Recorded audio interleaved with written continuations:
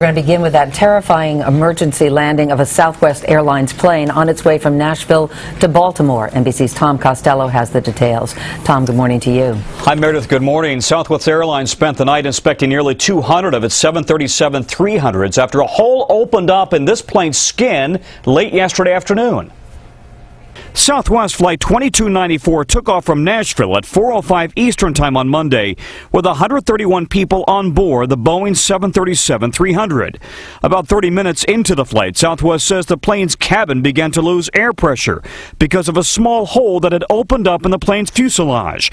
The plane's onboard oxygen mask then dropped as the flight was diverted and forced to make an emergency landing in Charleston, West Virginia.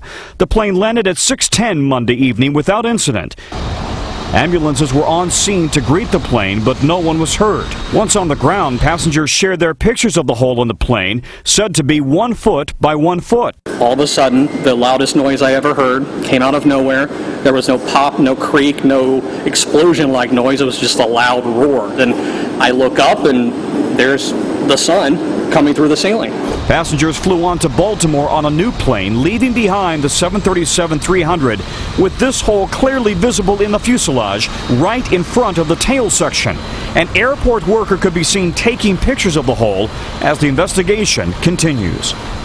Southwest is the biggest operator of 737s in the world, 544 in total. While it's far too early to tell how and why this happened, investigators from the NTSB and Southwest will clearly be looking at the potential for metal fatigue. Remember that in 1988, the roof of an Aloha Airlines plane opened up in flight, sucking a flight attendant out as the plane was over the Pacific. 65 passengers and crew members were injured, but that plane did land safely. Meredith? Tom, didn't Southwest recently pay a big fine to the federal government for failing to inspect some of its 737s?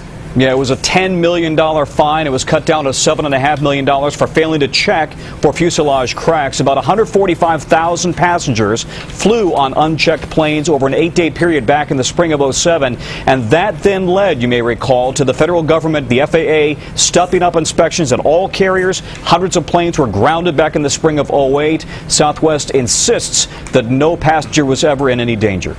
All right, Tom Costello, thank you very much. It is 7:04, and for more, here's Matt. All right, Meredith, thank you. Michael Cunningham's seat was right below the hole that opened in the fuselage of that plane. He snapped some pictures during the flight. Michael, good morning to you. Good morning, Matt. Thank you. You're in seat 20C, and I understand you were taking a nap, and boy, you had a rude awakening. It was the most eventful awakening I've ever had, I believe. I was trying to doze off on the flight. It's about an hour-and-a-half flight from Nashville to Baltimore, Washington, and I hadn't gotten a lot of sleep this weekend, so I dozed off, and next thing I knew, the loudest roar I have ever heard woke me up, and people started to look up right above my seat.